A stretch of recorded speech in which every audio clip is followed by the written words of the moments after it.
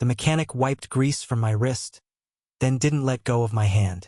I don't know why it's always the small, unexpected moments that etch themselves into memory deeper than the ones we spend years planning. You can prepare for birthdays, holidays, anniversaries. Those dates written in calendars and circled in red. But it's the unplanned, fleeting seconds that rearrange your entire life. The brush of a hand. A laugh that comes out softer than expected. A look that lingers one beat too long. For me, it was the day a mechanic wiped grease off my wrist and didn't let go. It was summer, and the air smelled of hot asphalt and gasoline. My car had broken down in the most inconvenient way possible, halfway between work and home, on a stretch of road where the only thing nearby was a faded auto shop I'd never noticed before. Its sign was rusted, the paint chipped, and one of the letters had burned out years ago. Still, it was the only option. I remember standing awkwardly in the heat, sweat clinging to the back of my neck, when he walked out from the garage. He wasn't the kind of man you'd find in polished Instagram posts or airbrushed magazines. No, he was real. His hands were stained with grease.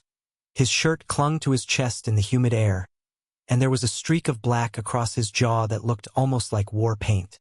His hair was messy in that careless way that suggested he'd pushed it back 1,000 times without looking in a mirror.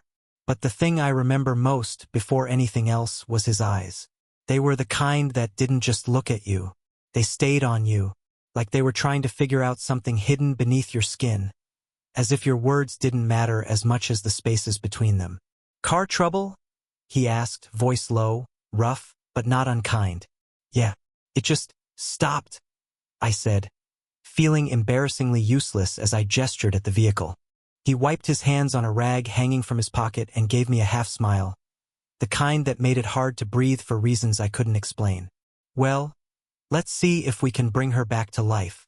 He got to work, and I tried not to stare, tried not to notice the veins on his forearms, the way his shirt bunched at his waist, the curve of his mouth when he concentrated. I told myself I was just grateful someone was helping me, just a customer waiting while a mechanic did his job. Nothing more. But then he asked me to hold something. "Can you grab that wrench?" "No, the longer one." "Yeah, perfect. Hold it here while I loosen this." I did as he asked, but my hands were clumsy, and in the process I smeared grease on my wrist. He noticed, smirked, and said, "Guess you're officially a mechanic now." I laughed nervously, trying to play it off. But when he reached over with a rag to wipe the grease off my skin, something shifted. It should have been nothing, just a simple, practical gesture. But when his thumb brushed over the inside of my wrist, he didn't let go right away. His hand lingered, his eyes met mine, and in that split second the whole world quieted. I can't explain why it felt like that, why such a small moment could feel like a doorway opening. But I swear, the heat in the air wasn't just from the sun anymore. I felt it under my skin, in the thrum of my pulse where his fingers rested. He pulled back eventually, cleared his throat, and went back to the engine like nothing had happened. But for me, nothing was the same. I watched him more closely after that. The way he whistled softly under his breath when he worked. The way he stood close enough that I could smell motor oil and something faintly like cedar. The way he occasionally glanced at me, almost as if checking if I was still there. When he finally got the car running again, I should have just thanked him, paid, and left. That's what most people would have done. But I lingered, hands in my pockets, searching for some excuse to stay. "How long have you worked here?" I asked. He shrugged, wiping his forehead with the back of his hand. "All my life, pretty much. Family shop. My dad started it. Been keeping it running ever since." There was pride in his voice, but also a weariness, like the weight of expectation had pressed down on him for years. "And you?" he asked, tilting his head at me. "What do you do?" I hesitated, embarrassed to admit my office job felt insignificant compared to the work he did with his hands, his strength, his body. "I'm in marketing," I finally said. He nodded, thoughtful, not mocking. "Guess we both fix things in our own way." That line shouldn't have meant as much as it did. But standing there, sweat cooling on my back, watching him tuck the rag into his pocket, I felt something catch in my chest. Maybe it was the way he said it, or maybe it was just the loneliness I'd been carrying, the ache of wanting someone to see me, not just the version of me polished for the world, but the raw, imperfect truth underneath. When I reached for my wallet, he stopped me with a hand on mine. "Don't worry about it," he said. "Consider it a favor." I frowned. "I can't just not pay you." His smile was soft this time, almost shy. "Then maybe just come back. Next time you need something looked at. Doesn't have to be the car." The way he said it, so casual, so loaded, I felt my throat tighten. I don't remember what I replied. I think I nodded, maybe said something awkward, but I remember walking back to my car with my pulse racing, my hand still tingling where he'd touched it. I didn't know then that this was the beginning of something that would unravel me, piece by piece. That a mechanic's greasy hand on my wrist would open wounds I thought I'd buried and also, eventually, teach me how to heal. But that day, all I knew was this. I wasn't ready to let go of the way he looked at me, and I don't think he was ready to let go of me either. I didn't go back right away. I told myself it was silly, that I was reading too much into a simple moment, that I was just lonely and looking for meaning where there was none. A mechanic wipes grease off my wrist and holds my hand for an extra second, and suddenly I'm writing entire stories in my head? It sounded ridiculous. But the thing about ridiculous stories is that sometimes they're the only ones that feel real. Every time I drove past that stretch of road, my eyes would flicker toward the shop. The sign with its missing letter. The bay doors rolled halfway open. The possibility that he might be inside, wiping sweat from his brow, humming under his breath. I started taking detours, excuses disguised as errands, just so I could pass by. And eventually I gave in. It was a Tuesday when I pulled into the lot, pretending I needed an oil change. My car didn't, not really, but that was beside the point. I just wanted to see him again.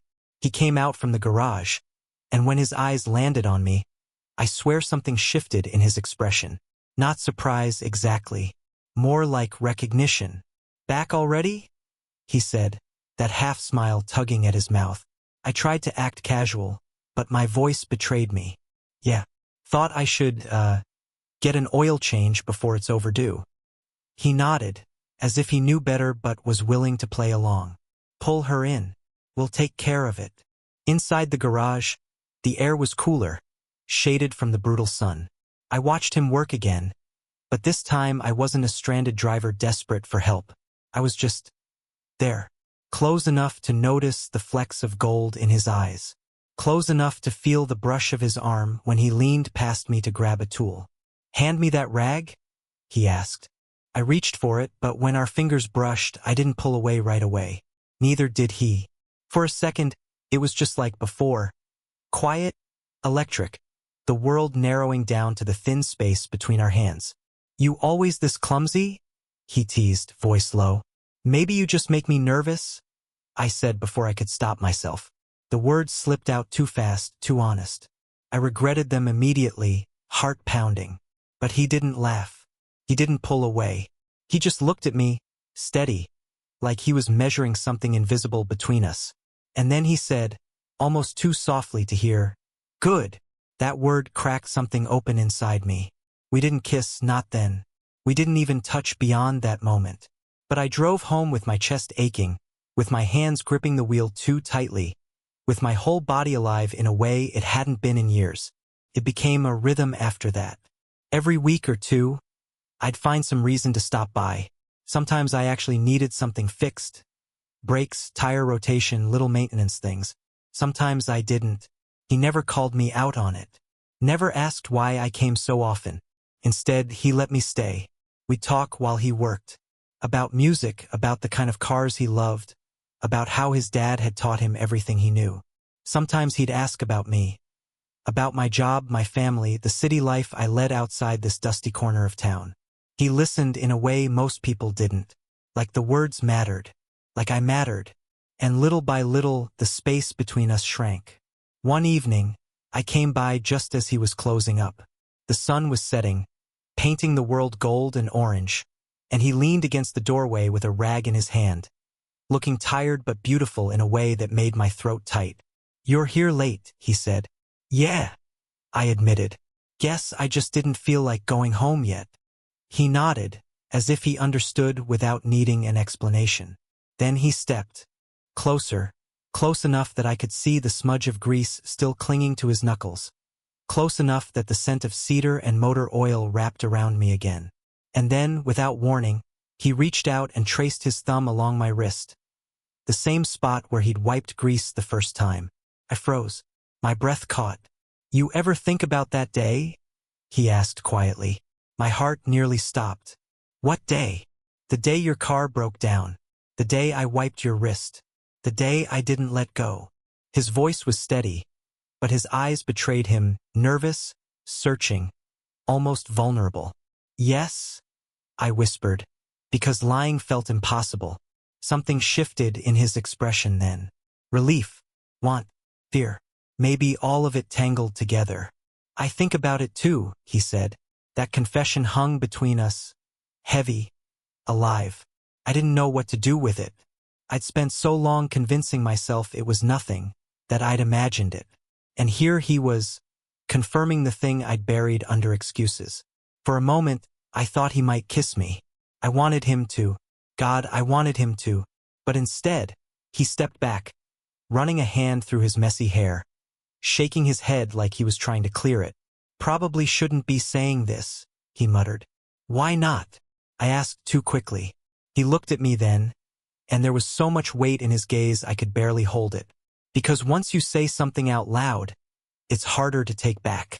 The silence that followed felt like standing on a ledge. One step forward and everything would change. I wanted to step. I wanted to fall. But neither of us moved. Instead, he handed me the rag he'd been holding like it was some kind of anchor.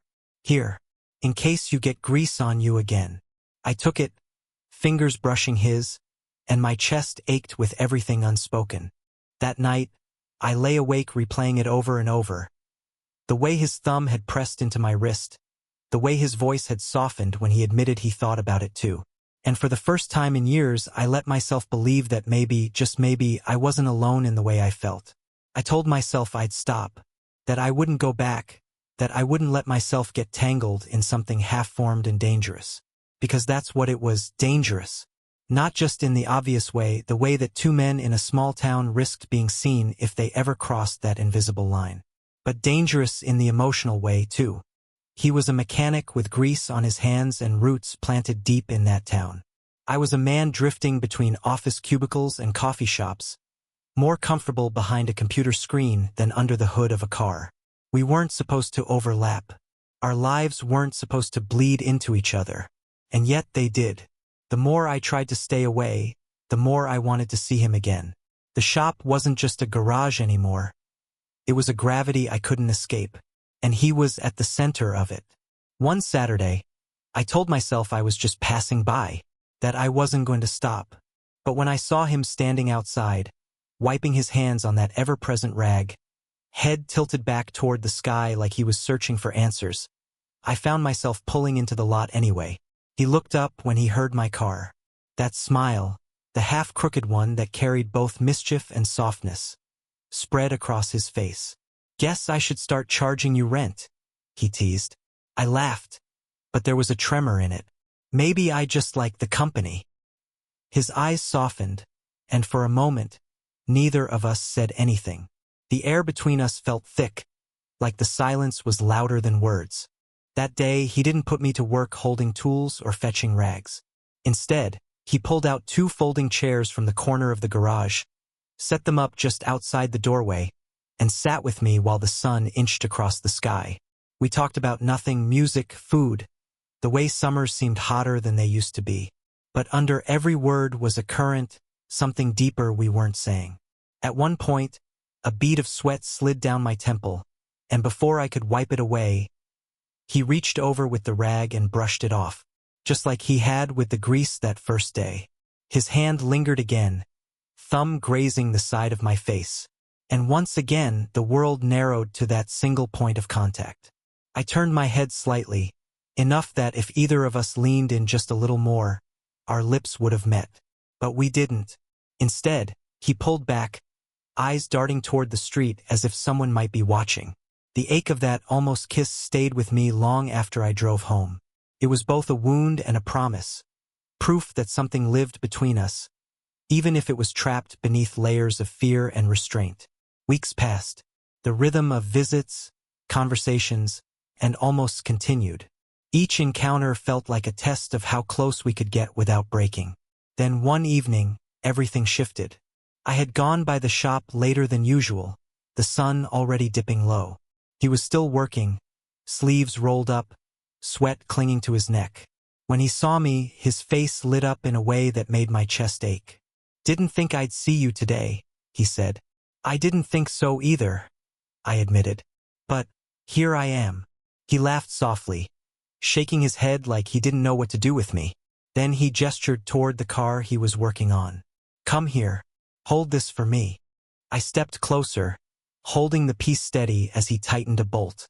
Our arms brushed, and this time neither of us moved away. The tension that always hummed beneath the surface was louder than ever, pressing down on us like the thick summer air. And then, when he finished, he didn't step back. He looked at me, really looked, and his hand rose, hesitant at first, until it rested on my chest. My breath caught. "You feel that?"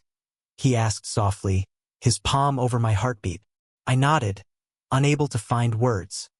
His eyes searched mine, as though waiting for permission, for confirmation that he wasn't alone in whatever storm was tearing through him. And I gave it. Not in words, but in the way I leaned in, the way my body answered before my voice could. That was all it took. His mouth found mine, rough and desperate, like he'd been holding it back for years. The taste of salt and sweat, the scent of grease and cedar. It was messy, imperfect, everything I'd wanted and everything I feared. When he pulled back, his forehead rested against mine, and I could feel his breath, shaky and uneven. "Damn it," he whispered. "We weren't supposed to do this." "Then why does it feel like we were always supposed to?" I asked, my voice trembling. He closed his eyes, and for a moment I thought he might walk away. But instead, his hand slid down my arm until it found mine, fingers threading together. And this time he didn't let go. After that night, there was no pretending anymore. We didn't call it anything. We didn't make promises. But every stolen touch, every secret glance, every lingering brush of his hand against mine was an admission. Some days, I'd find him watching me like he was memorizing my face. Other days, he'd pull me into the shadow of the garage when no one was around, lips on mine, his body pressing me against the cool metal of a car. It wasn't simple. It wasn't easy. But it was ours. And in those moments, I didn't care about the danger. I didn't care about the impossibility of it, about the ways our lives didn't fit together. All I cared about was the mechanic who had wiped grease from my wrist and held on just long enough to change everything. Because the truth was this, he wasn't just fixing cars. He was fixing me. Slowly, piece by piece, in ways I hadn't realized I was broken. The secrecy should have scared me more than it did. Every time I parked outside his shop after dark, every time I slipped inside through the back door instead of the front, I knew the risk. Small towns hold tight to their whispers and people notice things like why I was there so often, why I stayed after the lights went out, why his voice always sounded softer when he spoke to me.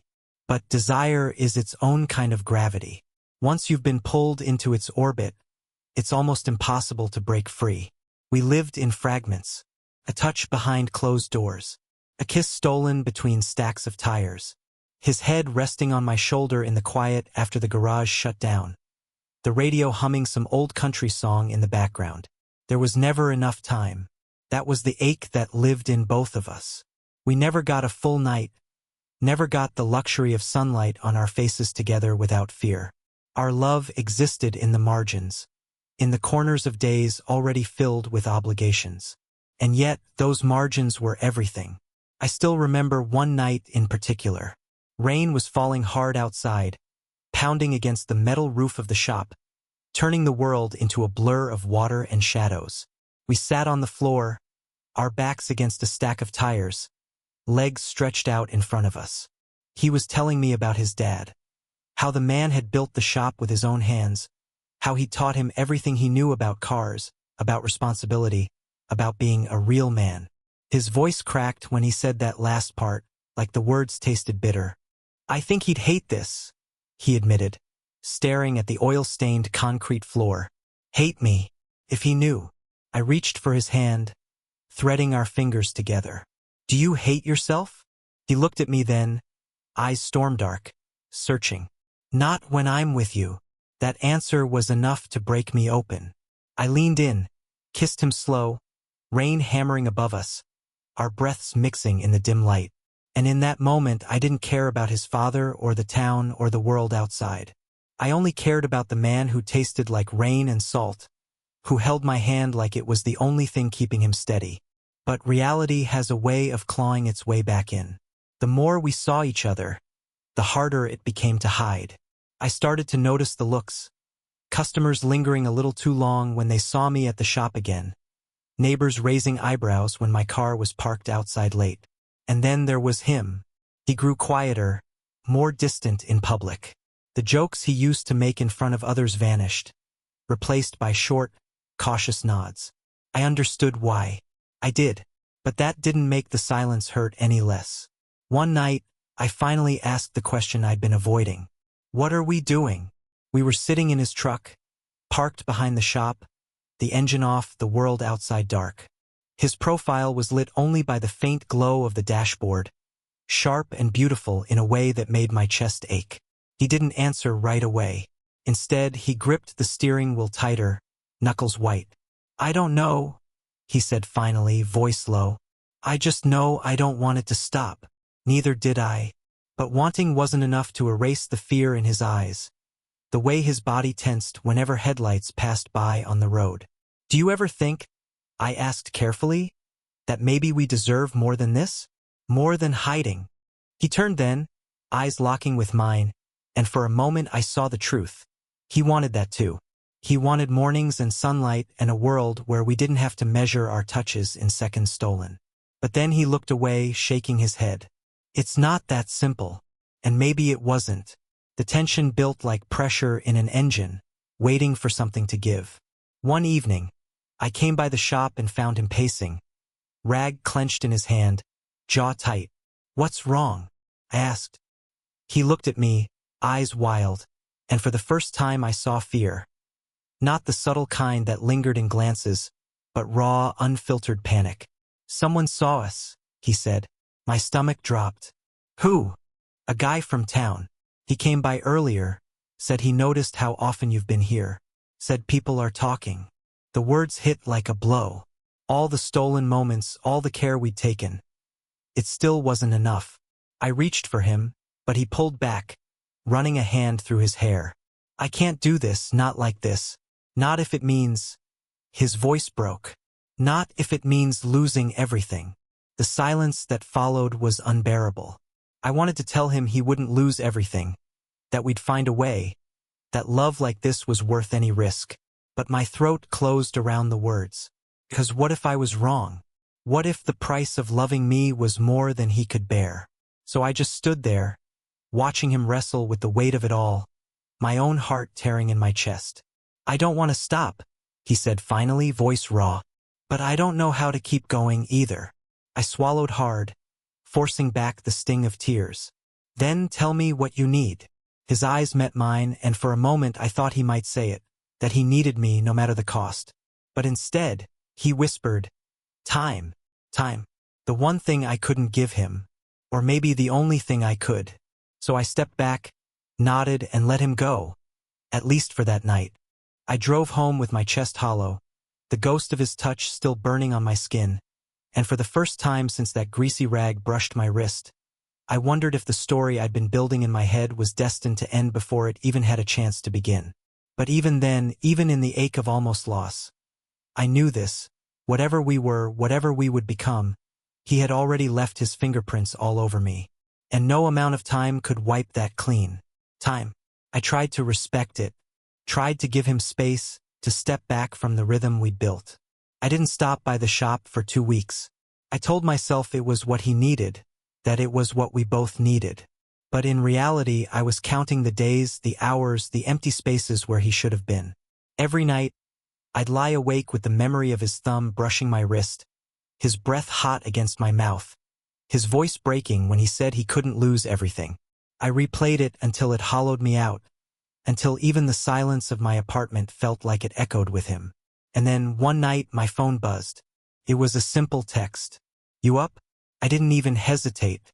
He was waiting outside the shop when I pulled in, leaning against the doorframe with that rag in his hand, the one that always seemed to anchor him when his words couldn't. The look on his face when he saw me, it wasn't relief exactly, and it wasn't regret. It was something in between, something raw. "I thought you needed time," I said softly as I stepped out of my car. "I did," he admitted, "and I hated every second of it."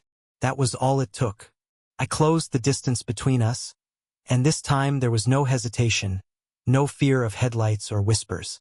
His mouth was on mine before I even realized I'd moved, his hands gripping the back of my neck like he was afraid I'd disappear again.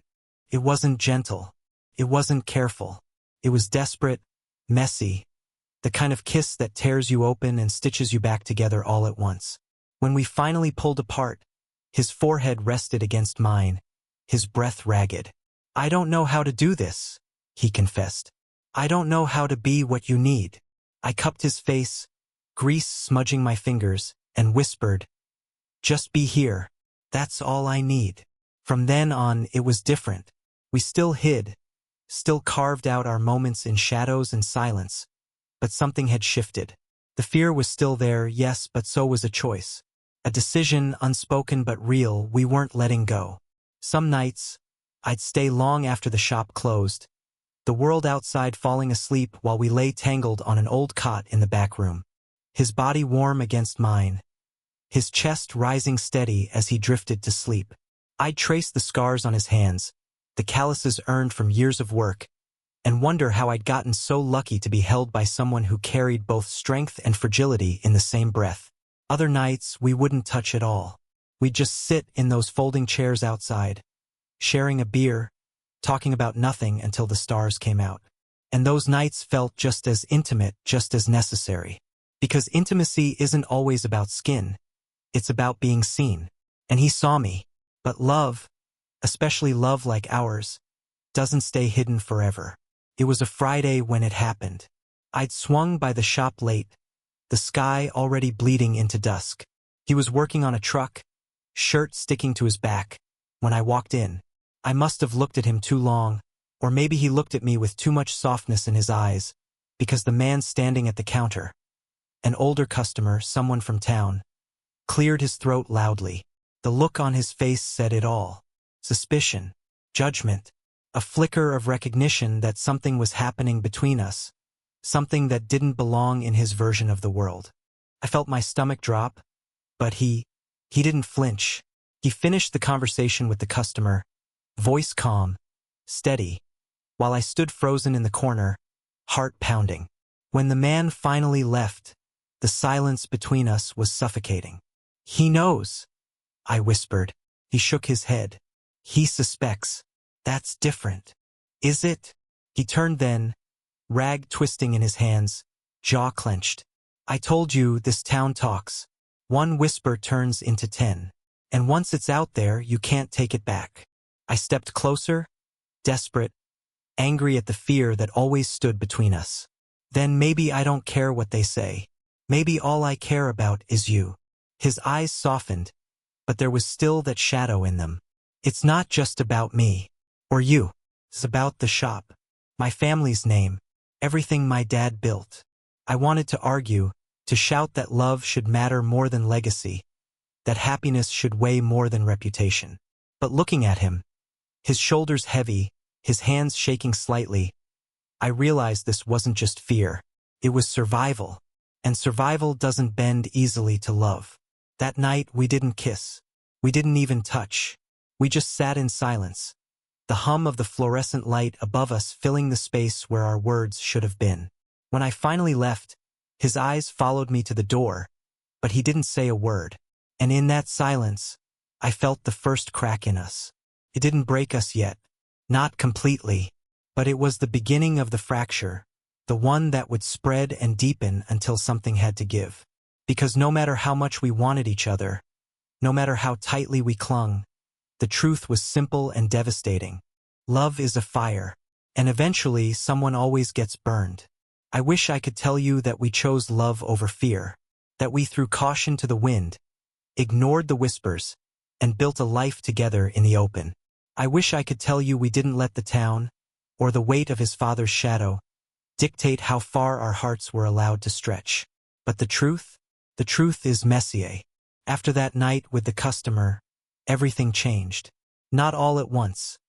There was no dramatic ending, no slammed doors or shouted words. Instead, it was slow, the way rust eats through metal.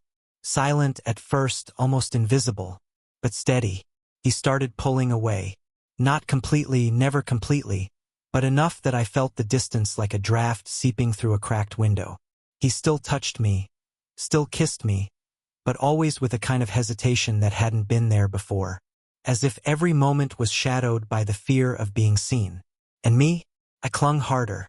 I visited more often, found excuses to linger, tried to fill the growing silence with words, with laughter, with anything that might remind him of what we'd been before fear took root. But love isn't a one-man job. The night it all came to a head.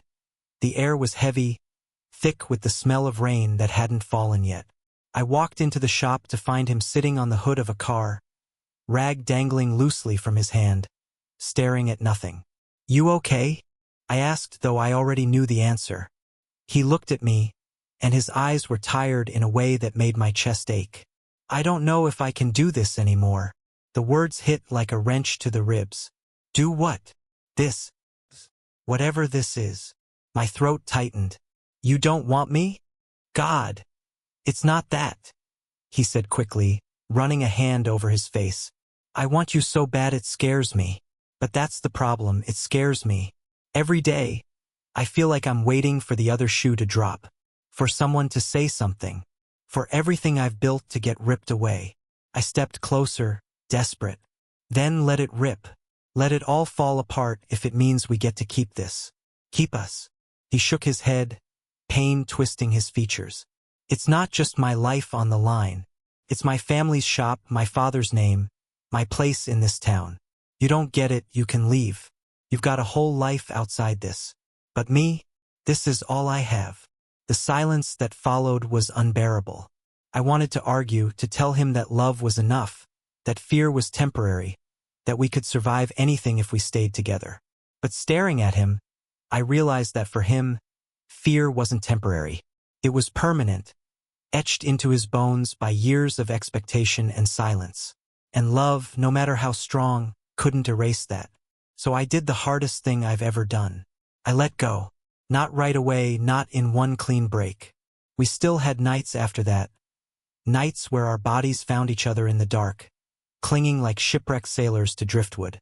Nights where he held me like he wanted to believe, just for a few hours, that the world outside didn't exist. But each time it ended the same way, with him pulling back, with his fear outweighing his need.